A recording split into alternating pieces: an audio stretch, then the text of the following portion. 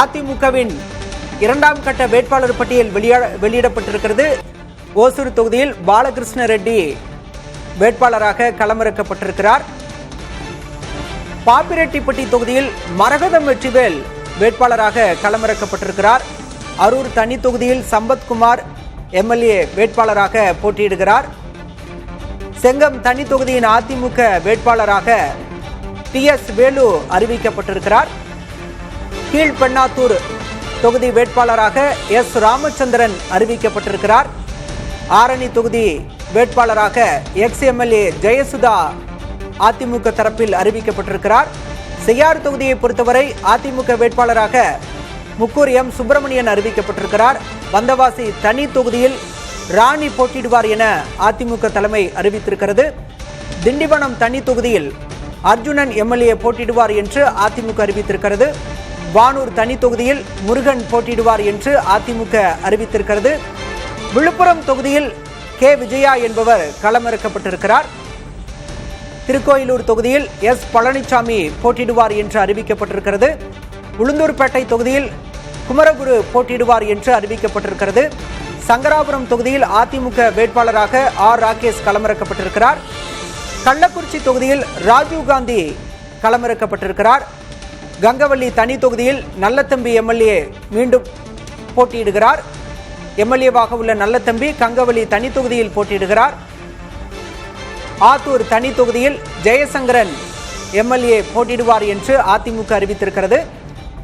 ஏற்காடு பழங்குடியினருக்கான தொகுதி இது. ஏற்காடு தொகுதியில் உஷாராணி என்பவர் வேட்பாளராக அறிவிக்கப்பட்டிருக்கிறார். ஓமலூர் தொகுதியில் R மணி என்பவர் அதிமுக MLA-வாக அறிவிக்கப்பட்டிருக்கிறார்.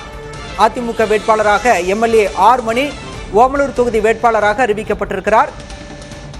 மேட்டூர் தொகுதியில் முன்னாள் MLA வெங்கடாச்சலம் வேட்பாளராக களமிறக்கப்பட்டிருக்கிறார்.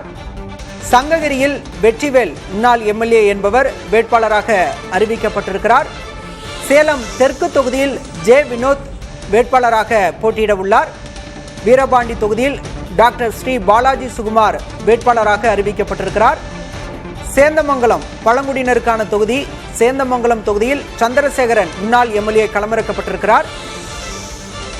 நாமக்கல் தொகுதியில் ஸ்ரீதேவி PS மோகன் களமிறக்கப்பட்டிருக்கிறார். பரமத்தி வேலூர் தொகுதியில் S சேகர் MLA தற்போது MLA-வாக இருக்கக்கூடிய S சேகர் பரமத்தி வேலூர் தொகுதியில் போட்டியிடுவார் என அதிமுக அறிவித்திருக்கிறது. திருச்செங்கோடு தொகுதியில் R சந்திரசேகர் அதிமுகவின் வேட்பாளராக அறிவிக்கப்பட்டிருக்கிறார். ஈரோடு கிழக்கு தொகுதியில் R மனோகரன் போட்டியிடுவார் என்று அதிமுக அறிவித்திருக்கிறது. தாராபுரம் தனி தொகுதி, அதில் சத்யபாமா போட்டியிடுவார் என அதிமுக தலைமை அறிவித்திருக்கிறது. P சத்யபாமா தாராபுரம் தனி தொகுதியில் போட்டியிடுவார் என்று அறிவிக்கப்பட்டிருக்கிறது. காங்கேயம் தொகுதியில் NSN நடராஜ் முன்னாள் MLA போட்டியிடுவார் என்று அதிமுக தலைமை அறிவித்திருக்கிறது. பெருந்துறை தொகுதியில் JK என்ற S ஜெயக்குமார் MLA போட்டியிடுவார் என்று அதிமுக தலைமை அறிவித்திருக்கிறது. அந்தியூர் தொகுதியில் ஹரிபாஸ்கர் வேட்பாளராக நிறுத்தப்பட்டிருக்கிறார். கோபிச்செட்டிப்பாளையம் தொகுதியில் திரு VB பிரபு வேட்பாளராக அறிவிக்கப்பட்டிருக்கிறார். பவானிசாகர் தனி தொகுதி இது. இதில் வண்ணாரி MLA அவர்கள் வேட்பாளராக நிறுத்தப்பட்டிருக்கிறார். கூடலூர் தனி தொகுதி பொன் ஜெயசீலன் MLA பொன் ஜெயசீலன் கூடலூர் தனி தொகுதியில் போட்டியிடுவார் என அதிமுக அறிவித்திருக்கிறது. குன்னூர் தொகுதியில் ராமு முன்னாள் MLA ராமு குன்னூர் தொகுதி அதிமுக வேட்பாளராக அறிவிக்கப்பட்டிருக்கிறார்.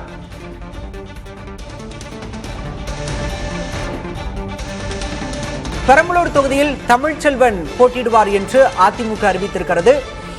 துறையூர் தொகுதியில் சரோஜா களமிறக்கப்பட்டிருக்கிறார். முசிறி தொகுதியில் யோகநாதன் என்பவர் வேட்பாளராக அறிவிக்கப்பட்டிருக்கிறார்.